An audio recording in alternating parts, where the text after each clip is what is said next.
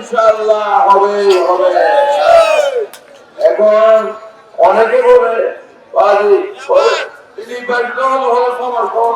কালকে সিদ্ধান্ত নিয়েছে অন্তর্বর্তীকালীন সরকার 5 থেকে নির্বাচনের ফলাফল ঘোষণার 5 থেকে 6 দিনের মধ্যে নির্বাচিত সরকারের কাছে ক্ষমতা হস্তান্তর করে এই অন্তর্বর্তীকালীন সরকার বিদায় নেবে এবং আমরা দেখবো বাংলাদেশে ইনশাআল্লাহ আগামী 20 তারিখের মধ্যে তারেক রহমান বাংলাদেশের প্রধানমন্ত্রী।